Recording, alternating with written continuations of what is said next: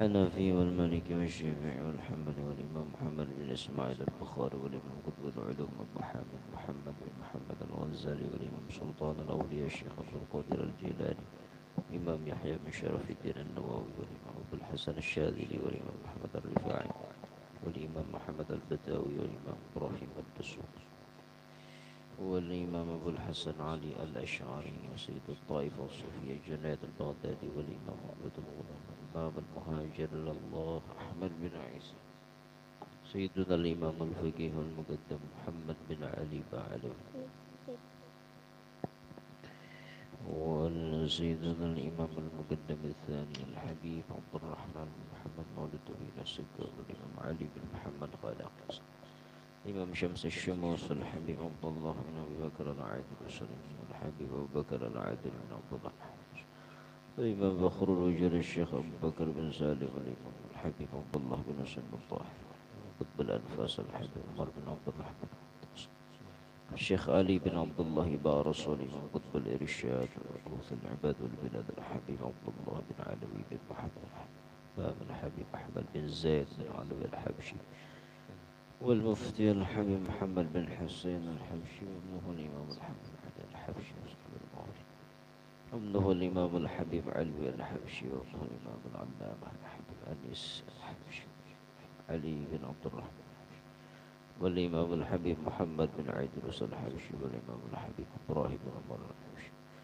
الحبيب سالم بن محمد الحبشي وابنه الإمام الحبيب بكر الحبشي والإمام الحبيب محمد بن أحمد المغضار والإمام الحبيب علي بن حسين الغطاس الإمام المحدث المسند الحبيب سالم بن أحمد بن جندان وابنه الإمام الحبيب نوفل والإمام قطب الفرادي من الوصاب الحبيب بكر بن محمد بن عمر سقب الإمام الحبيب صالح بن محسن الحامد والإمام الحبيب محمد بن حسين العيدروس والإمام الحبيب حسين العيدروس مولى الوربة والإمام الحبيب عبد الله بن محسن الغطاس الإمام الحبيب عمر بن هود الغطاس والإمام الحبيب عثمان بن يحيى الحبيب علوي بن محمد بن طاهر وهو الإمام الحبيب حسين بن محمد بن طاهر الحداد والإمام الحبر الحبيب عبد القادر بن أحمد بالفقي والإمام المحدث الحبيب عبد الله بن عبد القادر بالفقيه والإمام الحبيب أحمد بافقيه والإمام أهل القرآن حبيب جعفر بن شيخان والحبيب علي بن السكاب والحبيب علي بن السكاب والحبيب بن القادر بن حسين السكاب بن علي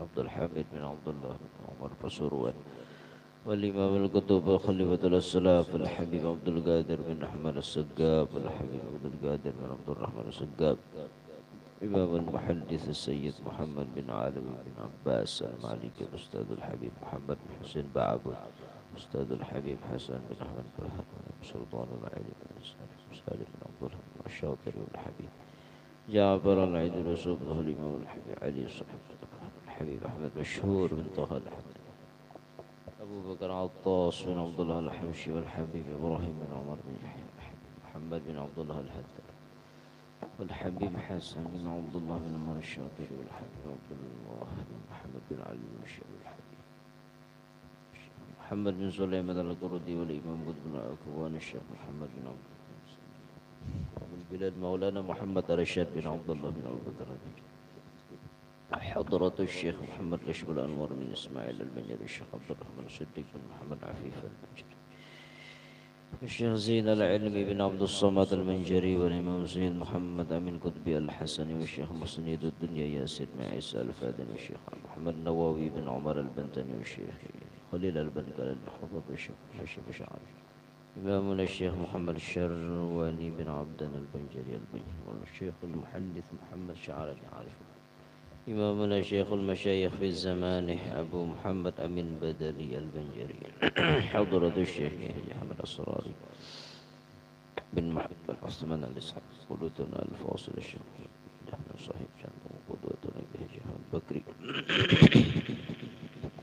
اسمعنا كهجة من زهري النور قدوتنا كهجة النور أحمد رضوان صاحب إمام سلطان القلوب الحبيب منذر بن فؤاد الموسى والبركة الحبيب عبد الرحمن بن السكر الإمام الفقيه الحبيب زين بن إبراهيم مسلم الحبيب عمر بن محمد بن سالم الحبيب بن الشيخ بكر بن سالم المفكر الإسلامي الحبيب أبو بكر عادل المشهور الحبيب علي مشهور بن محمد سالم الحويت، والحبيب علي زين العابدين بن عبد الرحمن الجفري قطب هذا الزمان شيخنا مربي الروح فضيلة الأستاذ فاطمة منور وزير البنجري، مثل ما نواه الأولياء التسعة هذه البلدة، مثل ما نواه أهل أسلافنا رجالنا شيخ صالح. على هذه النية ولكل نية صالحة من خيرات الدنيا والآخرة، حضرة النبي وآل النبي وأصحاب النبي وأزواج النبي العارفة بالله سيدتنا خديجة بنت خويلد الكبرى، أولاد النبي العارفة بالله سيدتنا فاطمة الزهراء ذرية النبي الإمام الشهيدين سيدنا حسن سيدنا الحسين وذريتهم أجمعين كافة الأنبياء والأولياء ومشارق الأرض مغاربها برها بحرها، صاحب الأسماء في مقدمة التوسل الأصولي إبراهيم جميع ما على شبكة البكر والبدر والأحد زنب الفرات وأهل كريم أهل الزبيد أهل عين أهل السوس، حضرة الأولياء الساعة في هذه البلة والأولياء والعلماء في بلد البنجر سيدنا سلطان صلينا الشافعي سيدنا جرم الجد بالله الحبيب حامد بن عباس بن هشيم رحمه سالم بن حارس بن هشيم سيدنا سلطان علي بن عبد الرحمن العيد شريف أمينة بنت سليم زقاب بن حبيب صالح بن مختار العيد صاحب هذه الولاية الشيخ محمد نفيس بن إدريس المجد، الشيخ محمد عارف بن حميم هبا، والشيخ الحاكم بن مصطفى تنترين، الشيخ حسن مقري تنتهلو، الشيخ أسناوي بن عبد الرحمن سليمان، الشيخ يحيى داود منقسم، الشيخ علي يسبق، الشيخ مؤلف هذا الكتاب، إلى آبائنا وأمهاتنا وأجدادنا وجداتنا وشيخنا جميع المسلمين والمسلمات والمؤمنين والمؤمنات أن الله تعالى يتغشاهم بالرحمة والمغفرة، يعلي درجاتهم في الجنة، يعيد علينا وعلى ذريتنا من أسرارهم وأنوارهم وعلومهم وبركاتهم في الدين والدنيا والآخرة. الله يدخل نياتنا في نياتهم وأخلاقنا في أخلاقهم، أعمالنا في أعمالهم، مقاصدنا في مقاصدهم، ويمدنا بأمدادهم، يلحقنا بهم في خير ولطف وعافية معنا والسعادة بسر النبي وآلنا بسر أسرار الفاتحة.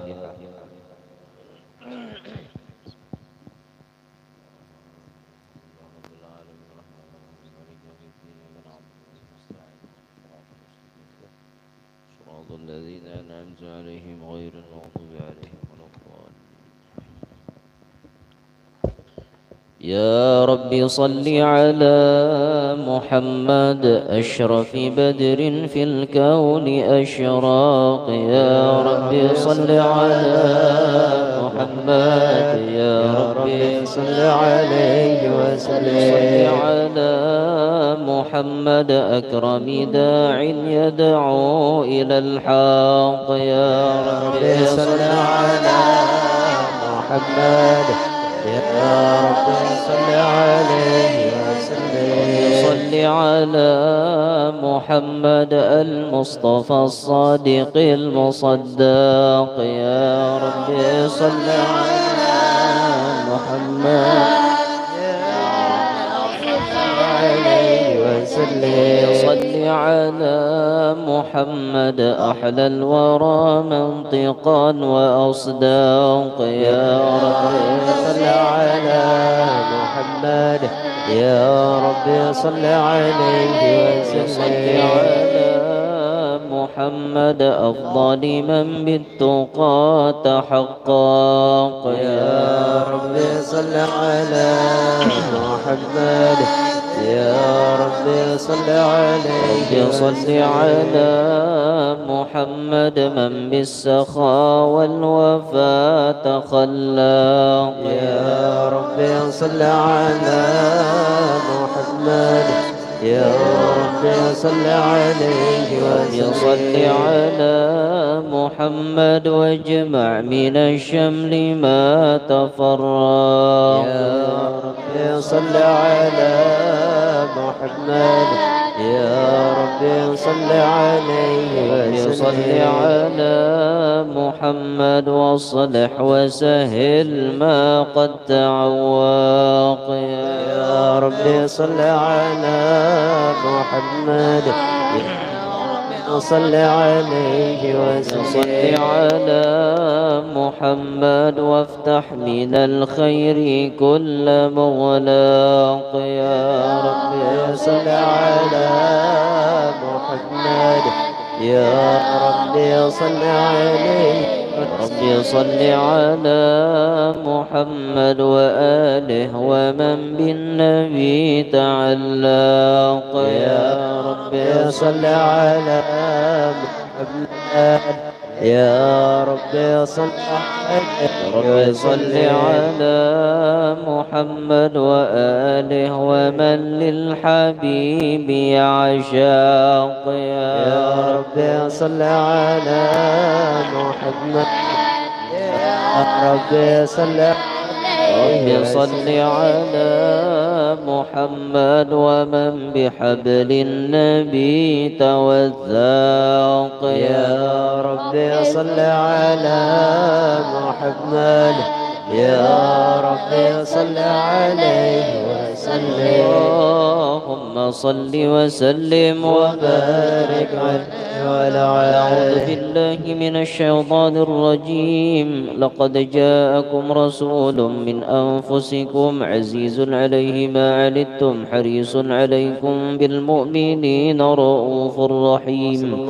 فإن تولوا فقل حسبي الله لا إله إلا هو عليه توكلت وهو رب العرش العظيم. إن الله وملائكته يصلون على النبي يا أيها الذين آمنوا صلوا عليه وسلموا تسليما.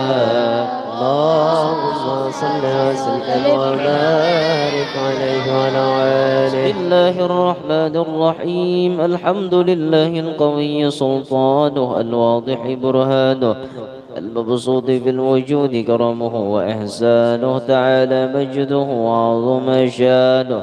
خلق الخلق الحكمة وطوى عليها علمه وبسط لهم من فيض المنة ما جرت به في أقداره القسمة وأرسل إليهم أشراف خلقه وأجل عبيده رحمة.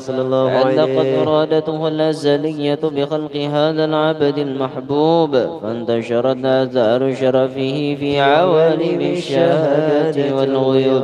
وما أجل هذا المن الذي تكرم به المنان وما أعظم هذا الفضل الذي برز من حضرة الإحسان. صورة كاملة ظهرت في هيكل محمود فتعطرت بوجودها كناف الوجود وطرزت برد العوالم بطراز التكريم. اللهم صل وسلم رفع الصلاة والتسليم على سيدنا ونبينا محمد الرؤوف الرحيم.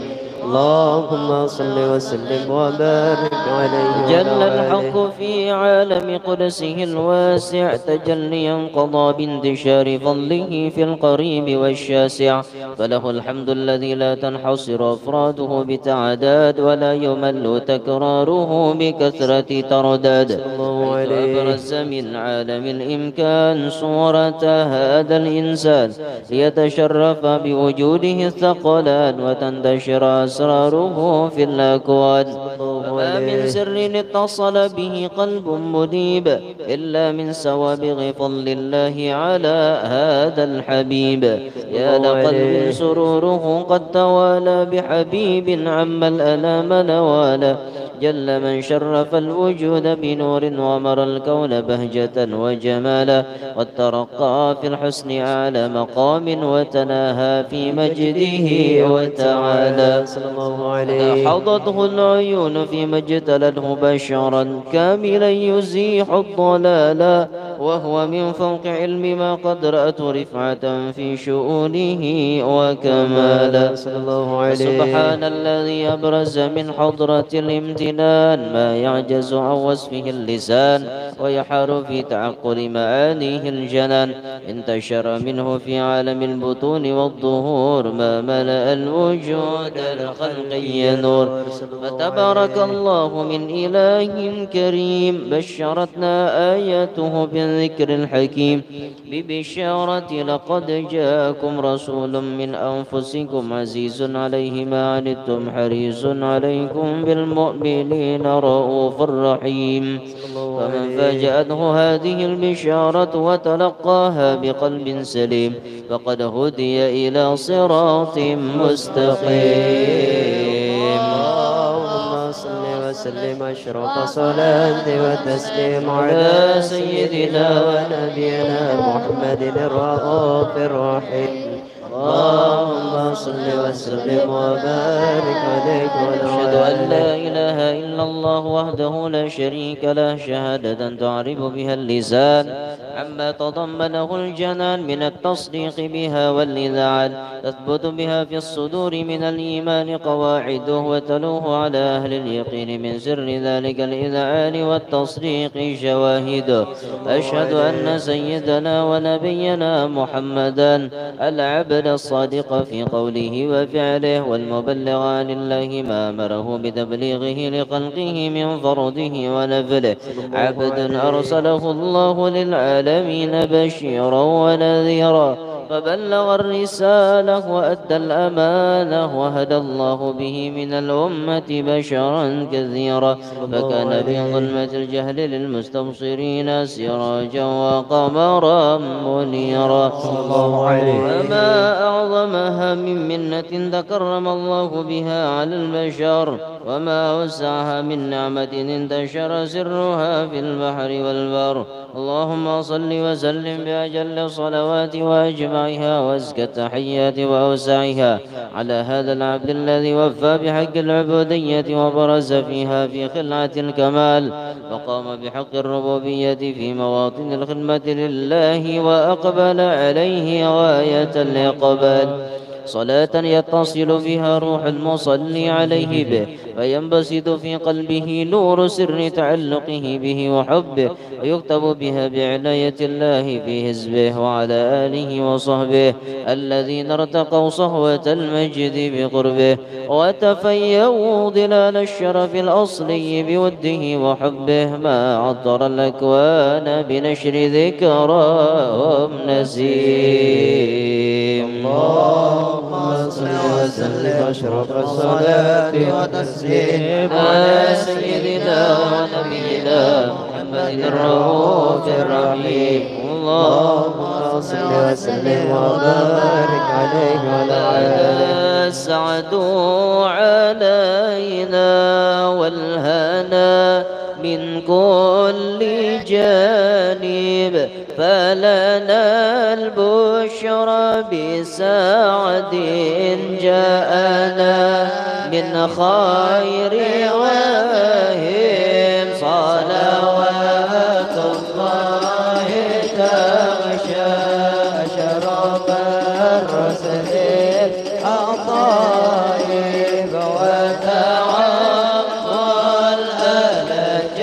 الجمعان ما بدا نور الكواكب يا جمالا قد تجلى بالمشارق والمغارب مرحبا أهلا وسهلا بك يا خير الحبائب صلوات الله تغشى شرف الرسل العطائب وتعطل على جمعان فبدا نور الكواكب يا شريف الأصل ردنا بك في كل النوائب أنت ملجأ كل عاص أنت ما وكل تائب صلوات الله تغشى شرف الرسل العطايا وتعطل الجمعان دور الكواكب قد شربنا من صفانا بك من أحلى المشارب فلرب الحمد حمدا جل أن يحصيه حاسب صلوات الله تعشى أشرف الرسل العطاء وتمام الأدى جمع المبدأ نور الكواكب وله الشكر على ما قد حفانا من مواهب يا كريما يا رحيما جد وعاجل بالمطالب صلوات الله تعشى شرف الرسل العطاء وتوفى على جمع المبدأ دور الكواكب من توجه نحو بابك ما رجع من ذاك خائب واغفر ذنب عبد قد أتانا نحوك تائب صلوات الله تعشى شرف الرسل العطائب وتعطل على جمع المبنى دور الكواكب اللهم صل وسلم وبارك عليه أما بعد فلما تعلقت إرادة الله في العلم القديم بظهور أسرار التوصيص للبشر الكريم بالتقديم والتكريم نفذت القدرة الباهرة بالنعمة الواسعة والمنة الغامرة وانخلقت بيدة التصوير في العالم المطلق الكبير عن جمال مشهود بالعين حاول لوصف الكمال المطلق والحسن التام والزين ونقل ذلك الجمال الميمون في الأصلاب الكريمة والبطون فما من صلب ضمه إلا وتمت عليه من الله النعمة والقمر التام الذي يتنقل في بروجه ليتشرف به موطن استقراره وموضع خروجه وقد قضت الأقدار الأزلية بما قضت وأظهرت من سر هذا النور ما أظهرت وخصصت به من خصصت فكان مستقره في الأصلاب الفاخرة والأرحام الشريفة الطاهرة حتى برز في عالم الشهادة بشرا لا كالبشر ونورا حير الأفكار ظهوره وبهر فتعلقت همة الراقم لهذه الحروف بأن يرقم في هذا القرطاس ما هو لديه من عجائب ذلك النور معروف وإن كانت الألسن لا تفي بعشر معشر أوصاف ذلك الموصوف تشويقا للسامعين من خواص المؤمنين وترويحا للمتعلقين بهذا النور المبين وإلا فأنا تعرب الأقلام عن شؤون خير الأنام ولكن هزني لا تدري لما حفظته من سير أشرف المخلوقين وما أكرمه الله به في مولده من الفضل الذي عم العالمين وبقيت رايته في الكون منشورة على مر الأيام والشهور والسنين داعي التعلق بهذه الحضرة الكريمة ولاعج التشوق إلى سماع أوصافها العظيمة ولعل الله ينفع به المتكلم والسامع ولعل الله ينفع به المتكلم والسامع ولعل الله ينفع به المتكلم والسامع يقولان في شفاعة هذا النبي الشافع ويتروحان بروح ذلك النعيم. اللهم صل وسلم أشرف صلاة وتسليم على سيدنا ونبينا محمد الرؤوف الرحيم. اللهم صل وسلم وبارك عليه قد آن للقلم أن يخط ما حركه فيه الأنامل مما استفاده الفهم من صفات هذا العبد المحبوب الكامل وشمائله التي هي أحسن الشمائل صلى الله عليه. وهنا حسن أن نثبت ما بلغ إلينا في شان هذا الحبيب من أخبار وآثار ليتشرف بكتابته القلم والقرطاس وتتنزه في حدائقه الأسماع والأبصار. وقد بلغنا في الأحاديث المشهورة أن أول شيء خلقه الله هو النور المودع في هذه الصورة، فنور هذا الحبيب أول مخلوق برز في العالم ومنه تفرع الوجود خلقا بعد خلق فيما حدث وما تقادم.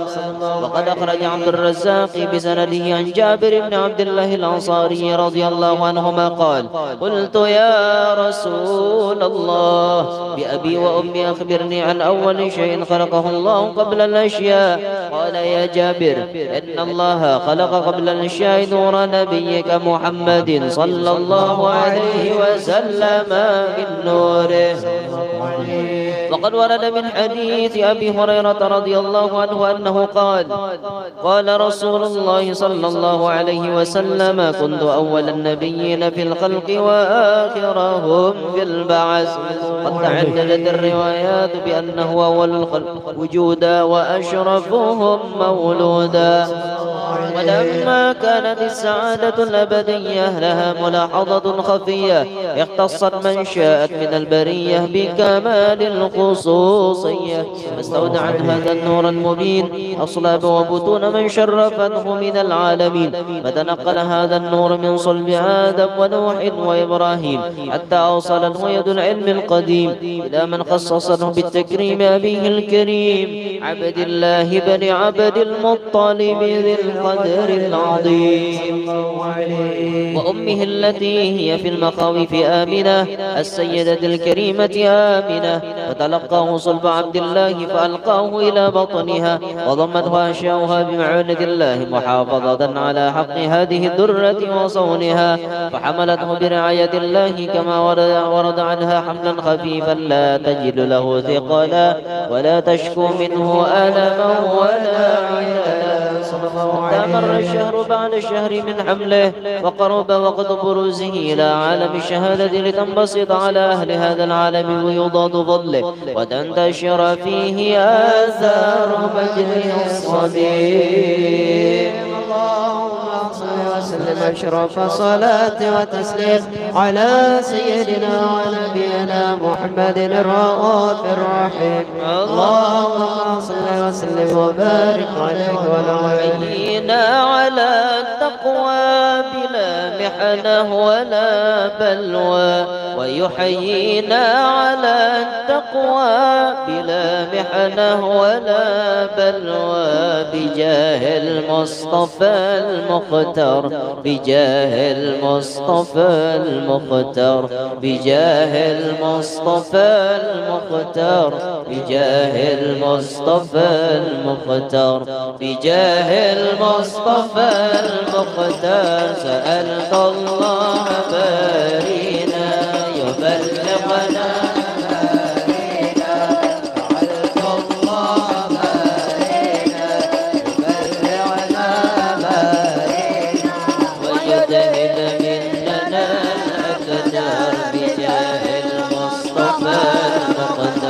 وجتهد من بجاه المصطفى المختار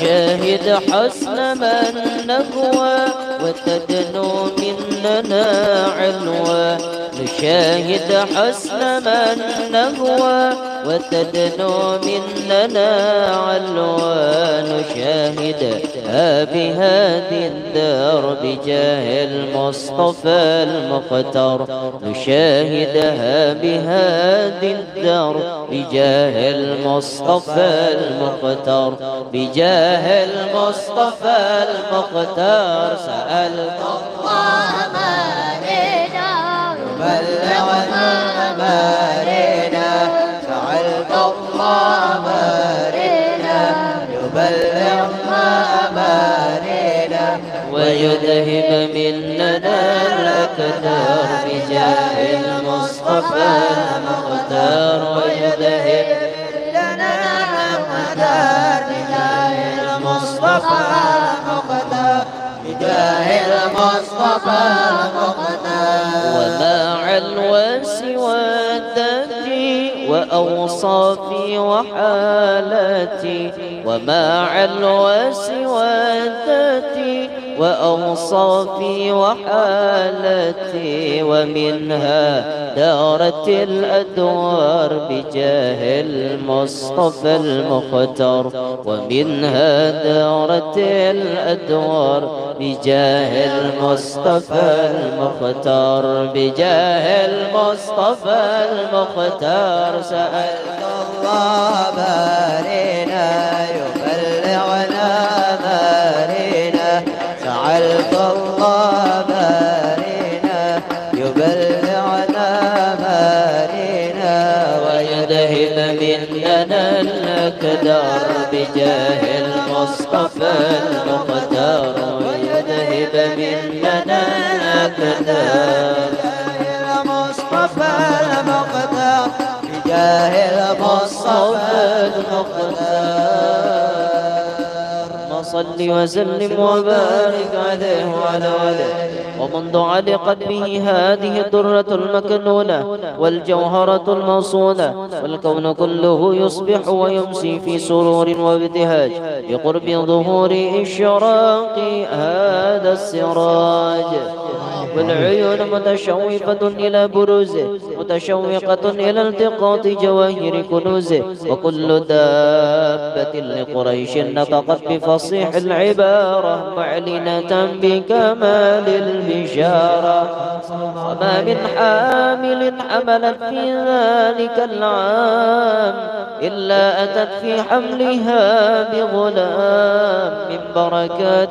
وسعادة هذا الإمام نزل الأرض والسماوات متضمخة بعطر الفرح بملاقاة أشرف البريات وبروزه من عالم الخفاء إلى عالم الظهور بعد تنقله في البطون والظهور أظهر الله في الوجود بهجة التكريم وبسط في العالم الكبير مائدة التشريف والتعظيم ببروز هذا البشر الكريم اللهم صل وسلم أشرف صلاة وتسليم على سيدنا ونبينا محمد الرحمن الرحيم اللهم صل وسلم وبارك عليه حين قرب أوان وطي هذا الحبيب أعلنت السماوات والأرضون ومن فيهن بالترحيب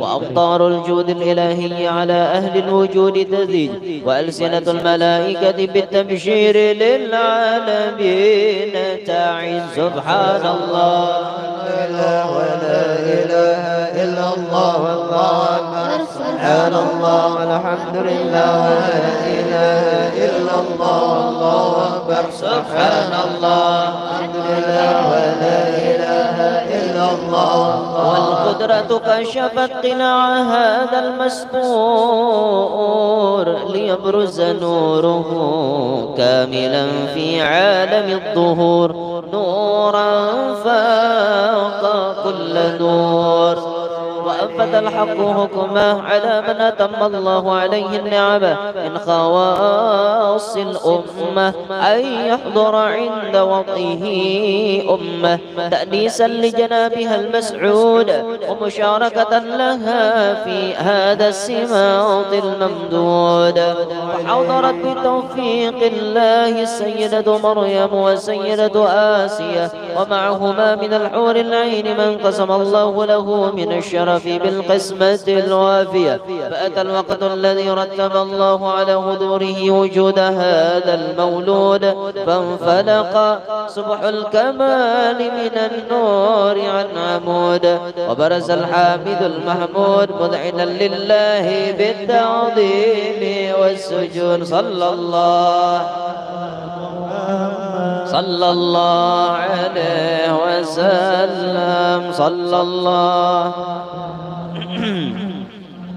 الله عليه وسلم. صلى الله محمد يا ربي صل وسلم. أشرق البدر علينا واختفى بدر التمام مثل حسنهما رأينا في العراقين وشام. الله يا نبي سلام عليك يا رسول سلام عليك يا حبيب سلام عليك صلوات الله عليك ربي فاجعل مجتمعنا غايته حسن الختام واعطنا ما قد سألنا من عطاياك الجسام. الله يا نبي سلام عليك يا رسول سلام عليك يا حبيب سلام عليك صلوات الله عليك وكريم الأرواح منا مرحبا مرحبا بلقاء خير الأنام مرحبا مرحبا مرحبا يا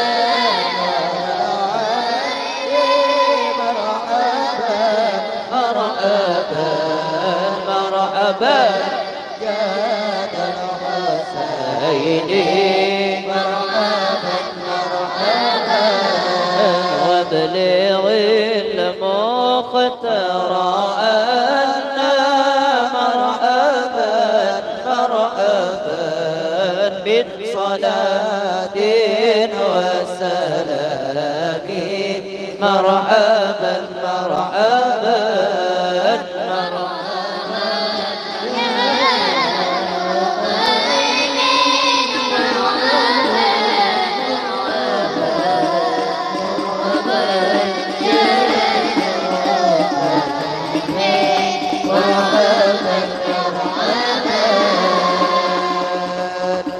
اللهم صل وسلم وبارك عليه وعلى آله لقد اتصف صلى الله عليه وسلم من محاسن الأخلاق بما تضيق عن كتابته بطون الأوراق. كان صلى الله عليه وسلم أحسن الناس خلقا وخلقا وأولهم إلى مكارم الأخلاق سبقا وأوسعهم بالمؤمنين حلما ورفقا. الله عليه الرؤوف لا يقول ولا يفعل إلا معروفا، له الخلق السهل واللفظ المحتوي على المعنى الجزل، إذا دعاه المسكين أجابه إجابة معجلة، وهو الأب الشفيق الرحيم لليتيم والأرملة، وله مع سهولة أخلاقه الهيبة القوية التي ترتعد منها فرائس الأقوياء من البرية، ومن نشر طيبه تعترت الطرق والمنازل، وبعرف ذكره تطيبت المجالس والمحافل، وهو صلى الله عليه وسلم جامع الصفات الكمالية والمنفرد في خلقه وخلقه بأشرف خصوصية، فما من خلق في البرية محمود إلا وهو متلقى عن زين الوجود. أجملت في وصف الحبيب وشانه، وله العلا في مجده ومكانه، أوصاف عز قد تعالى مجدها أخذت على نجم السها بعنانه، وقد انبسط القلم في تدوين ما أفاده العلم من وقائع مولد النبي الكريم، حكاية ما أكرم الله به هذا العبد المقرب من التكريم والتعظيم والخلق العظيم، وحسن مني أن أمسك عنة الأقلام في هذا المقام، وأقرأ السلام على سيد الأنام. السلام عليك أيها النبي ورحمة الله وبركاته. السلام عليك أيها النبي ورحمة الله وبركاته. السلام عليك أيها النبي ورحمة الله وبركاته. ذلك يحسن الختم كما يحسن التقديم، فعليه أفضل الصلاة والتسليم. اللهم صل وسلم أشرف صلاة وتسليم على سيدنا ونبينا محمد الرؤوف الرحيم. اللهم صل وسلم وبارك عليه وعلى بيت أنت ساكنه ليس محتاجا إلى السرج، ومارض أنت عيده قد أتاه الله بالفرج. يا رسول الله سلام عليك يا رفيع الشان والدرج. يا رسول الله سلام عليك يا رفيع الشان والدرج. والزمن أنت حكيمه زلم فيه من العوج، وجهك الميمون حجتنا يوم تأتي الناس بالحجج. يا رسول الله سلام عليك يا رفيع الشان والدرج. يا رسول الله سلام عليك يا رفيع الشان والدرج. وجهك الميمون حجتنا يوم يأتي الناس بالحجج، فجزاك الله خير جزا يا منير الكون بالبلج. يا رسول الله سلام عليك يا رفيع الشان. يا رسول الله سلام عليك يا رفيع الشان والدرج. كل يوم نرتجي فرجا رب عجل منك بالفرج، إن بيتا أنت الساكن غير محتاج لا سرج. يا رسول الله سلام عليك يا رفيع الشان والدرج. يا رسول الله سلام عليك يا رفيع الشان والدرج. وجهك المأمول حجتنا يوم يأتي الناس بالحجج، لا أتاه الله لي فرجا يوم أدعو منك بالفرج. رسول الله سلام عليك يا ربيع الشان والدرج رسول الله يا ربيع الشان والدرج اللهم صل وسلم سلم وبارك عليه وعلى آله.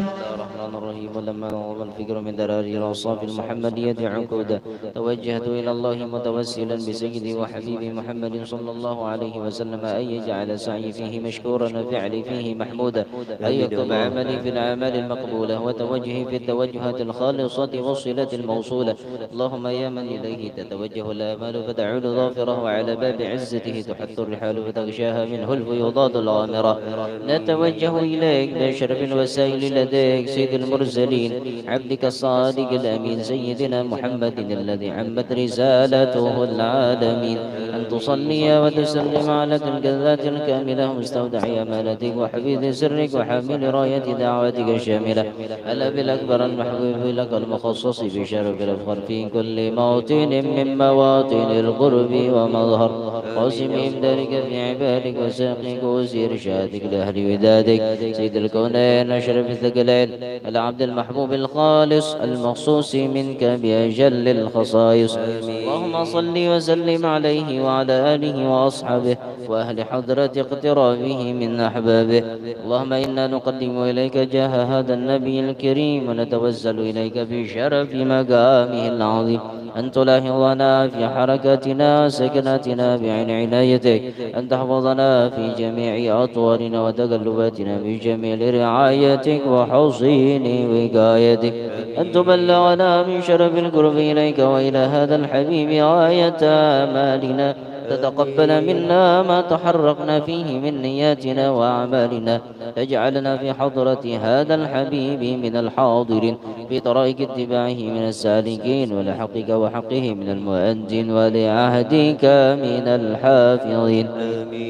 اللهم إن لنا أطمعا في رحمتك الخاصة فلا تحرمنا، ظنونا جميلة هي وسيلتنا إليك فلا تخيبنا، آمنا بك برسولك ما جاء به من الدين وتوجهنا به إليك مستشفعين أن تقابل المذنب منا بالغفران والمسيء بالإحسان والسائل بما سأل والمؤمل بما أمل، أن تجعلنا ممن نصر هذا الحبيب ووزره ووالاه وظاهره، عم ببركته وشرب بوجهته أولادنا ووالدينا أهل كترنا ووادينا، جميع المسلمين والمسلمات والمؤمنين والمؤمنات في جميع الجهات، أدم راية الدين القويم في جميع الأقدار منشورة، وعلم الإسلام والإيمان بأهلها معمورة معنا وزورة، واكشف اللهم كربة المكروبين وقضي دين المدينين واغفر للمذنبين وتقبل توبة التائبين،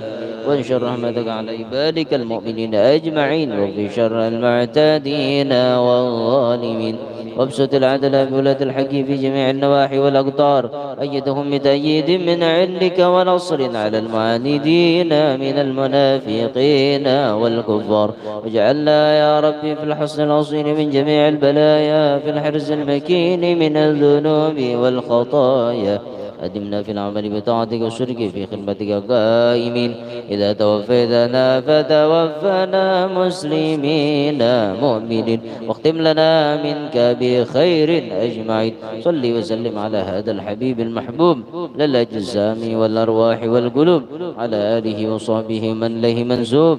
آخر دعوانا الحمد لله رب العالمين، سبحان ربك رب العزة عما يصفون، سلام على المرسلين والحمد لله رب العالمين. نوينا التعلم والتعليم والتذكر والتذكير والنفع والاندفاع والإفادة والاستفادة والحث على التمسك بكتاب الله سنة رسوله والدعاء إلى الهدى والدلالة على الخير ابتغاء مرضات الله وقربه وثوابه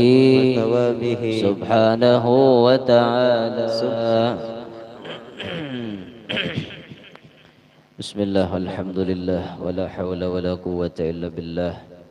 اللهم صل وسلم على سيدنا محمد مفتاح باب رحمة الله عدد ما في علم الله صلاة وسلاما دائمين بدوام ملك الله وعلى آله وصحبه ومن اتبع هداه.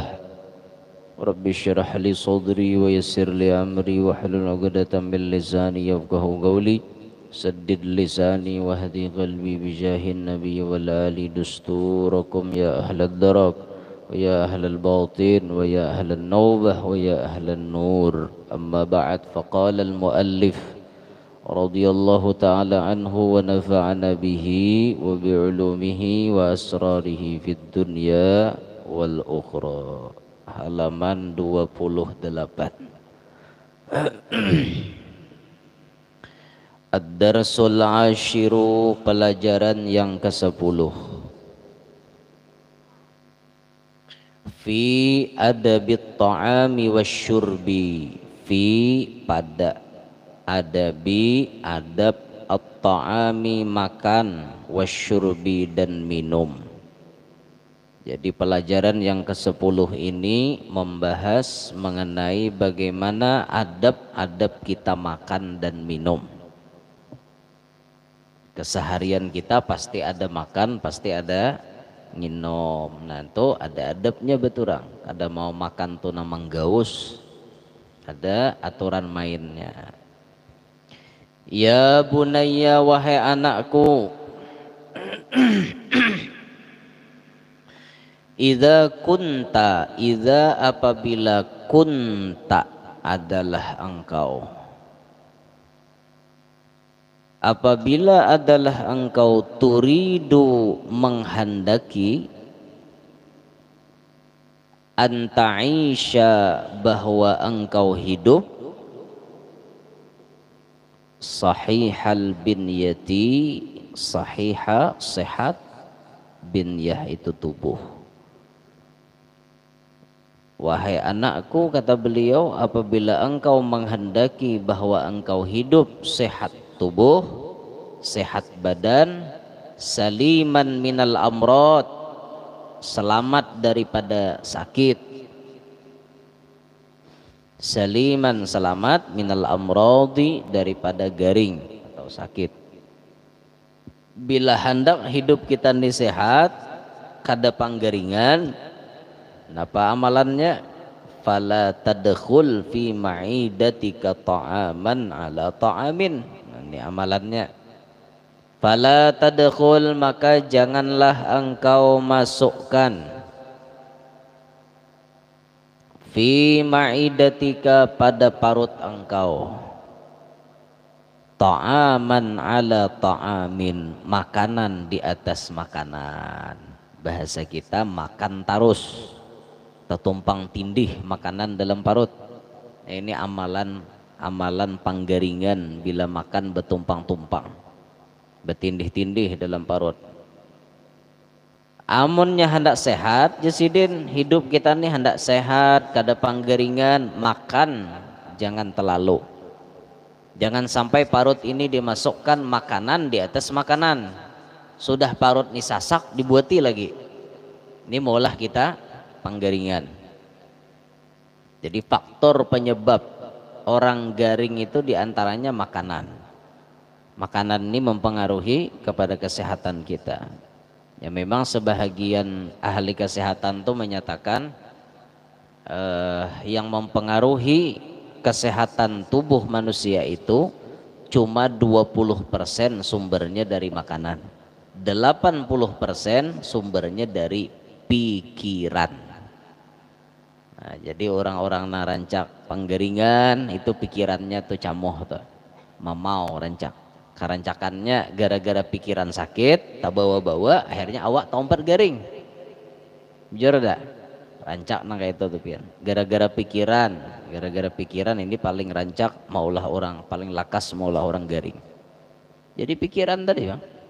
Nah makanya hidup tuh jangan terlalu memikirkan sesuatu. Jangan terlalu mikirkan tuh berpikir jangan juga hidup kada berpikir, hungang ngarannya. Kada berpikir. Kada bisa berpikir ya Pak. Berpikir kada, pokoknya nihat kamu terlalu kada tetap barang itu kada berpikir ngarannya. Ya hungang ngarannya itu. Nah jadi bila kita hendak sehat, amalannya jangan sampai parut kita ini diisi makanan betumpang tindih. Silahkan kita hendak makan, tapi laparakan parut hulu. Mun parut masih kanyang, jangan dibawa makan. Itu kena mulah penyakit pian jadinya. Mulah penyakit karena makanan itu betumpang tindih di dalam parut di dalam awak kita. Wala ta'kul, dan janganlah engkau makan illa melainkan idza kunta ja'ian, apabila adalah engkau lapar. Wala ta'kul, dan janganlah engkau makan illa idza kunta ja'ian, melainkan apabila adalah engkau lapar. Bila sudah lapar hanyar makan. Nah, ini rumus Rasulullah kayak itu sidin. Rasulullah itu makan ketika lapar, berhenti sebelum kenyang. Itu Nabi kita. Ada kita nih kada tahu kenyang tatap makan, kada bemandak makan, mun kada kenyang liwar. Ini kita nih ma'anit parut. Ngerti lah ma'anit. Ma'anit parut nih pisit. Sesambet dia udah sampai lagi kabi pisitan. Apalagi buka puasa pian. Memang lagi siang puasa tuh saraba handak kayu jabuk digulai manis ningohnya. Pelihatan kayu jabuk tuh rasa bingka kacong. Rahat puasa nih.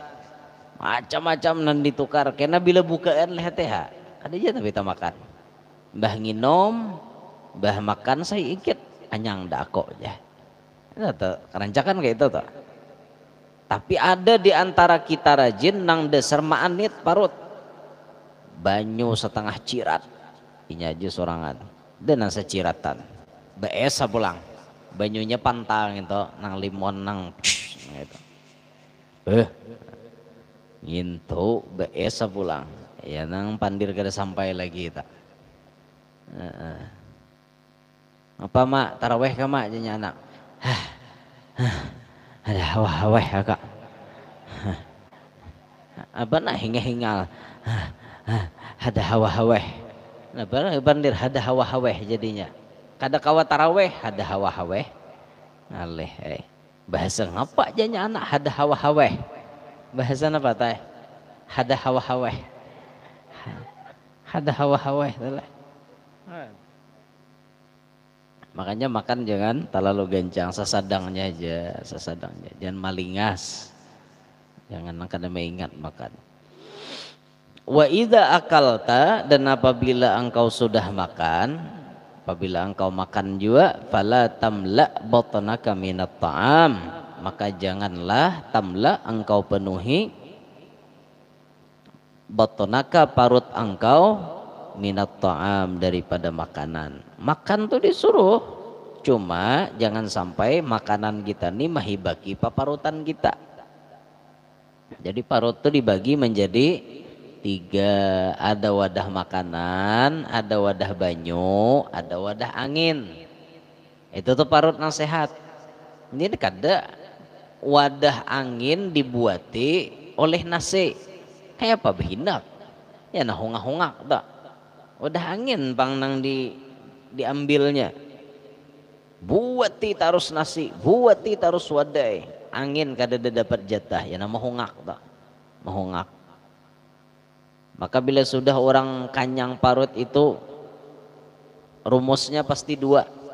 Ke atas keluar angin bisa, ke bawah keluar angin bisa.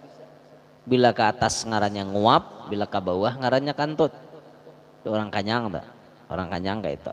Ini bila sudah mulai kenyang gagal jatuh kuap. Keluar angin di atas. Bila mau tak ke bawah melibut tuh mau makan tuh. Itu sudah rumus. Nah, maka parut kita ini dijaga jangan sampai terlalu dipenuhi dengan makanan. Qala Rasulullah sallallahu alaihi wasallam, bersabda Rasulullah sallallahu alaihi wasallam, ma mala abnu adam ma tidaklah mala abnu adam memenuhi oleh manusia. Ibnu Adam itu maksudnya manusia. Wi'aan sebuah wadah syarran yang lebih jahat min batnihi daripada parutnya. Nabi memandahkan parut kita ini termasuk wadah nang paling jahat. Parut ini wadah nang paling jahat. Sudah tak buat makanan nang haram, mau kada mau parut kita ini dipaksa, awak kita ini dipaksa untuk menggawi kemaksiatan. Man akalal harama asad jawarihuhu sya'a am aba. Siapa nang pamakannya haram maka awaknya dipaksa untuk menggawi maksiat. Itu tak rumusnya di makanan. Jadi apabila kita jatuh kepada maksiat perlu kita mencek makanan kita halal apa kada. Bila kita ketujuh bermaksiat, cek makanan kita halal apa kada. Karena bilanya kita tamakan haram itu sudah pasti awak kita nih asad jawarihuh, pasti bermaksiat anggota badan. Sya'a am aba, baik dikehendaki ataupun kada.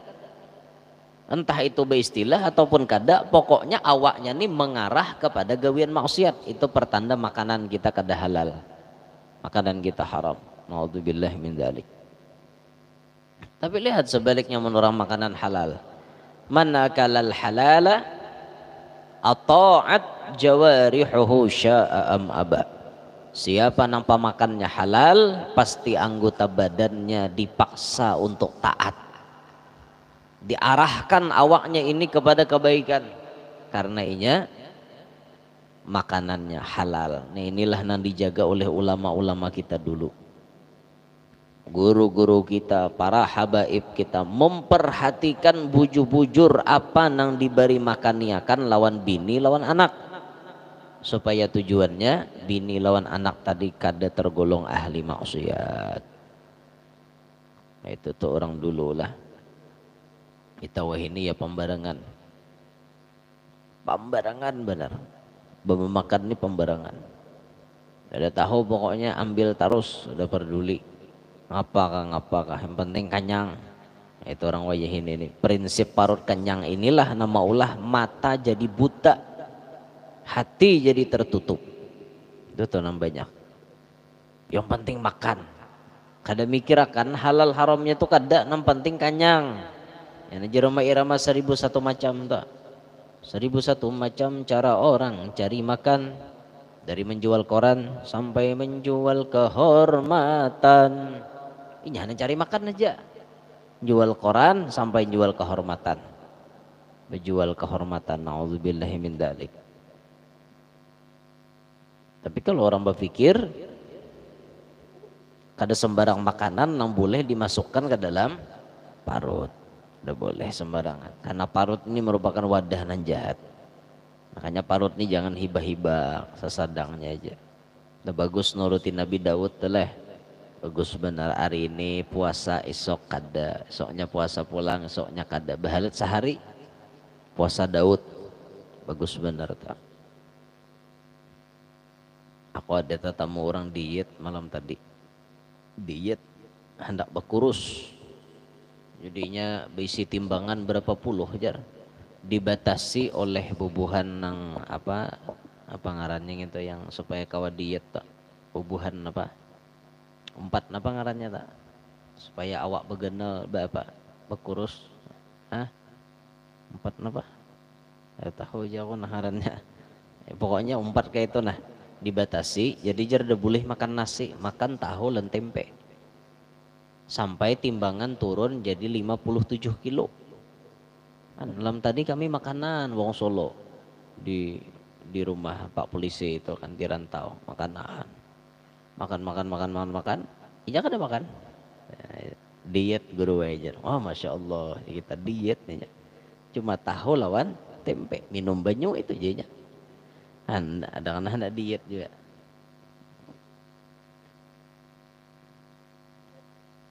Awak sudah kurus kayak ini, hendak diet ulang lah. Ika mana diet kita makan anu tempe wan tahu hari-hari sanggup lah. Ada sanggup sakau. Paling seminggu ngeter da anu urat. Geleteran urat. Rajin kan nasi ini jubung da anu nang kayak gunung anak. Nasi kayak gunung anak lindung ucing beduduk. Saking tingginya tumpukan nasi itu. Nah dapatnya tempe lawan tahu wara. Nah, ya Allah. Jadi sumbernya penyakit itu kan datang di makanan nih banyak. Nah, jadi makanan dikurangi kada tapi penyakit awak. Orang-orang bahari lah, masya Allah orang bahari. Kada tapi penggaringan kada. Aku ada tetamu orang tua dia muntai. Umur sidin sudah 75-an lebih. Kenapa anu pangulo amalan pian anu jesiden bila bangun guring to jangan pakameh hulo nginum banyu putih hulo bangun guring. Jadi bila bangun guring nginum banyu putih 3 tigok paling kurang, dia makan 4-5 menit hanya pakameh sehat awak jesiden. Itulah aja kok. Aku kayak itu pang Jesiden. Alhamdulillah ada bisi penyakit 75 lebih umur beliau, daging makan, hayam kada bapilih hayam kota kah, hayam kampung kah, hayam ngedise kah, apa makan terus Siden kada peduli. Makan kada ada barit, umur 75 lebih penyakit kada ada di amuntai itu. Apalagi Abuya itu kan, Abuya itu sudah 82-an umur. Sehat walafiat. Luar biasa. Sehat walafiat orangnya. Bagus benar tak. Nah di antara amalan supaya sehat itu bila bangun guring mandi, nah itu sehat tak. Pokoknya bangun hendak sembahyang subuh mandi, kena guring siang bangun mandi, itu sehat.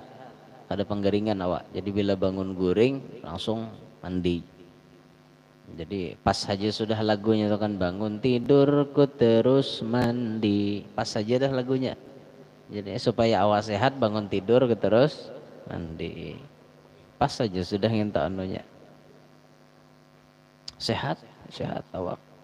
Jadi kita kulir lah kok bangun guring tuh rajin nak mandi-mandi. Nah, ada orang nasihat-sehat tuh kayak itu. Ya Allah ya Rabb. Sedikit gila. Nah lapah awak. Ya bunayya, wahai anakku, idza kanat bika hajatun ila ta'am, idza apabila kanat adalah bika dengan engkau hajatun ada hajat ila ta'am kepada makan, faghsil yadek maka basuhlah 2 tanganmu awalan mula-mula. Bila ikam jasidin bahajat hendak makan, basuhlah tangan ikam kedua-duanya sebelum makan, awalan sebelum makan. Jadi sebelum makan kita basuh tangan dulu, basuh tangan dulu belum makan tak. Nah jangan kada berbasuh. Apalagi bangun guring, jangan langsung japai makanan, bahaya. Karena kita kada tahu tangan kita bemalam di mana. Kadang-kadang tangan bisa tapa malam di katiak. Bangun guring langsung nyumput wadai katiak ngarannya. Nah. Atau tangan bemalam di sarang burung itu nah. Ayo, bebuat tangan ke dalam situ. Bangun guring langsung cop wadai guguduh di juhud. Nah, tuh guguduh sarang ngarannya. Sarang guguduh. Nah ya, guguduh sarang guguduh. Hati-hati. basuh dulu tangan hanyar makan. Dan ini salah satu amalan sugih, amalan supaya para jakian hendak makan babasuh tangan. Sebaliknya amalan panyialan katuju makan kada babasuh tangan, amalan panyialan. Nah nyatanya sial kuman dulu masuk ke dalam, tambah kena hidupnya kada bagus kayak itu. Nah siapa hawatnya basuh tangan? Nah itu mate. Wadhkur ismallahi ala ta'amika wadhkur dan ingatlah ismallah nama Allah ala ta'amika terhadap makananmu. Pas menghadapi makanan ingat Allah, bismillah. Itu orang hendak makan loh. Nang hendak makan kada ingat di Tuhan. Ya boleh. Allah nang mengulahakan makanan, Allah nang menyampaikan makanan, Allah nang menjadikan kita kanyang dapatnya makanan. Kada terima kasih lah lawan sidin. Lucu bener kada berterima kasih. Jar almarhum Guru Zuhdi, di antara amalan supaya hidup kada pakir, hidup kada miskin, bila hendak makan jangan langsung dimakan. Cangangi nasi tadi, cangangi, nah, dicelinge lah, cangangi aja.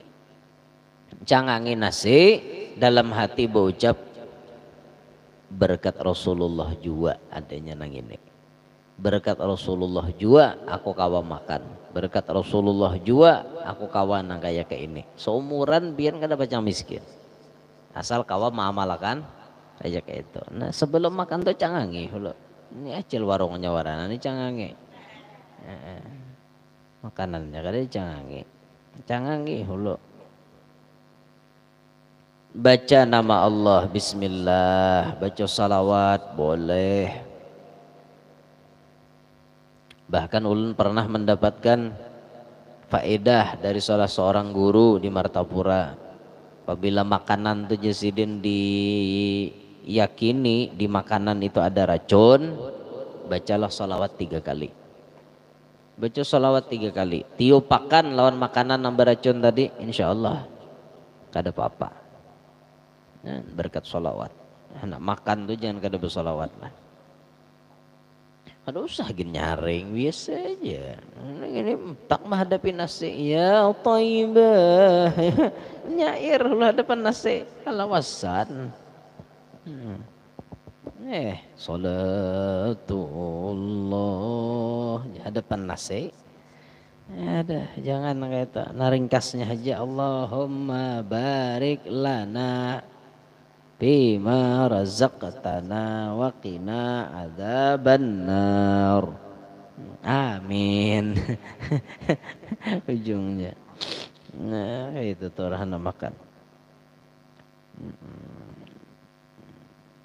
Wala tabtali'it ta'ama ibtila'an, wala tabtali' dan janganlah engkau telan, jangan ditalan, jangan ditaguk. Karena talan tuh ya taguk.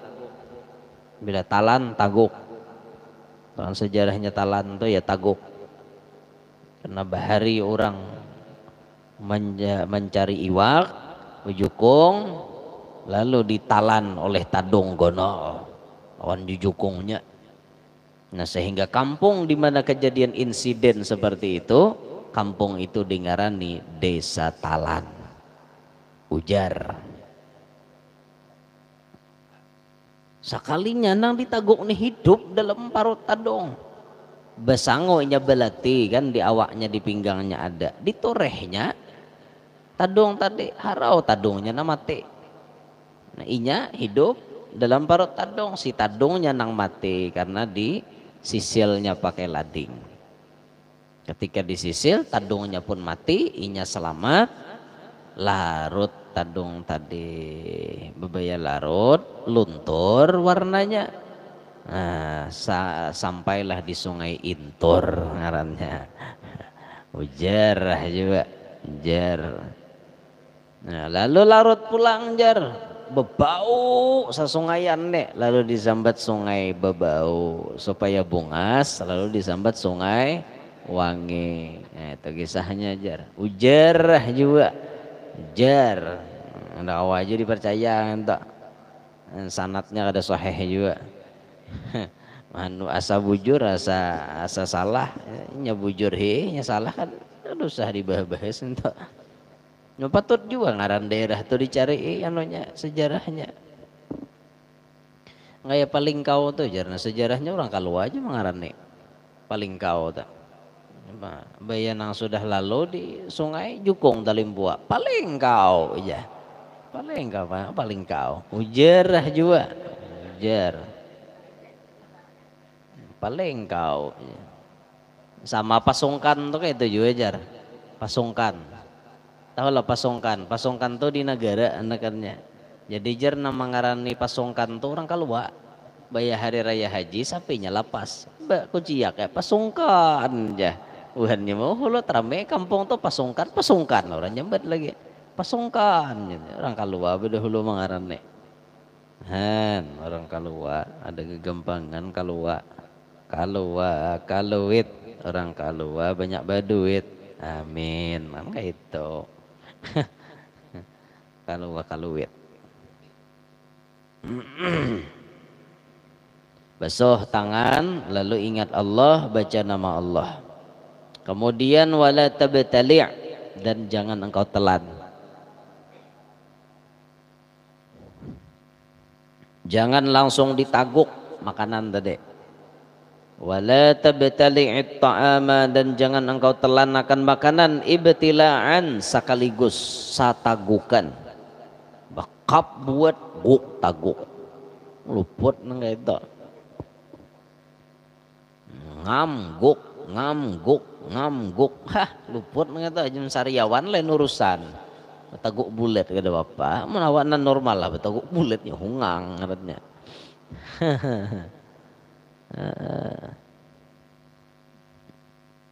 Jangan makanan itu ditaguk langsung, jangan ya, kecuali pecah diilat mau kada mau wadai pecah diilat sakit cuman ndak diilat pecah ada taguk kayak lagi. Namun nang sabangsa napinan normal jangan dahulu kita menaguknya, jangan di anu dulu di mamah dikunyah-kunyah, di mamah-mamah, nah dikunyah-kunyah, di mamah-mamah. Walakin dan tetapi, walakin imdu'il luqmata dan akan tetapi kunyahlah al-luqmata makanan madghan jayyidan dengan kunyahan nang bagus-bagus. Artinya mamah pun baturan. Mawa mamah nasi sekahendak kap kiri kanan alih macam-macam. Nah, kada beadab kada bagus juga. Fa inna jaudatal madghi karena bahwasanya bagusnya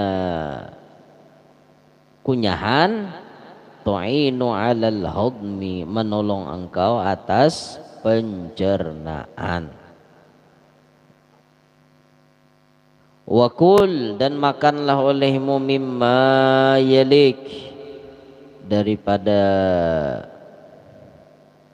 yang terdekat. Yalik di mana terdekat. Makan nang mana nang parak lawan seorang. Itu nanti makan. Wala tudhib yadak dan jangan ulurkan tanganmu fil ina pada wadah hahuna wa hahuna. Di sini.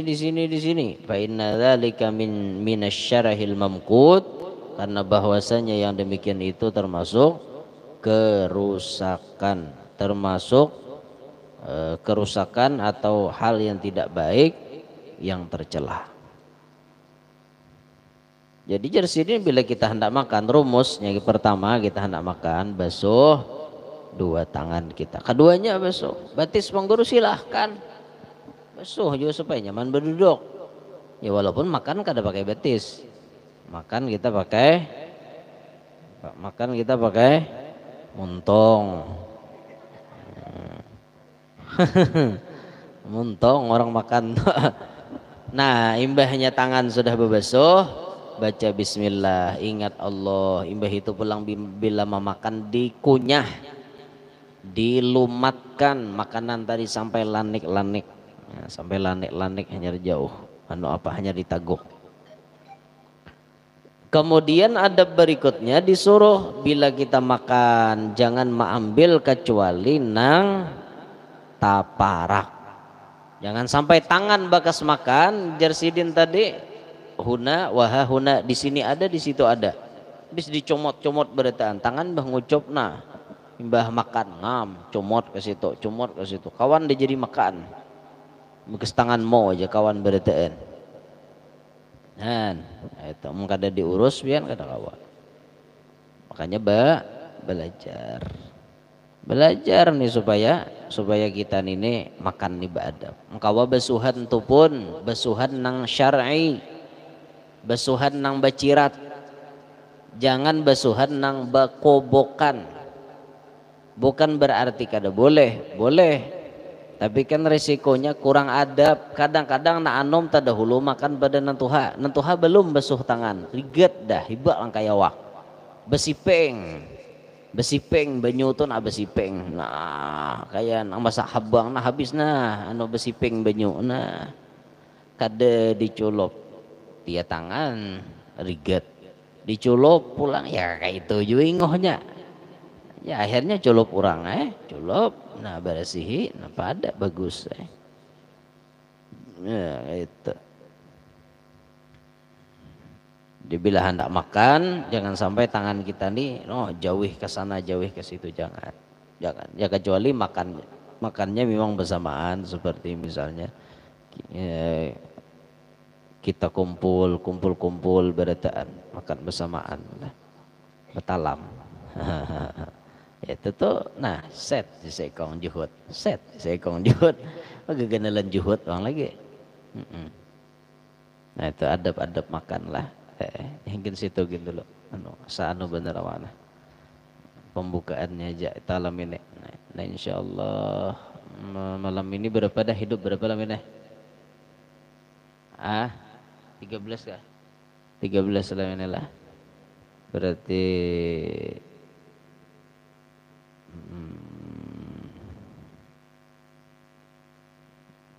kita nih hendak baca manakib nah berarti insyaallah kini aja minggu kena aja langsung umum makan aja insyaallah malam Kamis kena kita mahaul Syekh Abdul Qadir Jailani dengan mahaul Habib Ali Al-Habsyi insyaallah kita mahaulan bertaan lah sarwanan bertaan lah datangan bertaan kayak itu nah kita mahaul Syekh Abdul Qadir dengan mahaul Habib Ali Al-Habsyi ya hendak menyumbang makanan silahkan insyaallah kita mau undang maulitannya Buan Hor Gading insyaallah Buan Hor Gading kita suruh mulutan kita lingo udah bercatok sini orang pulang dengarkan orang pulang insyaallah kita mau undang Buhan Talok Haur Buan Hor Gading insyaallah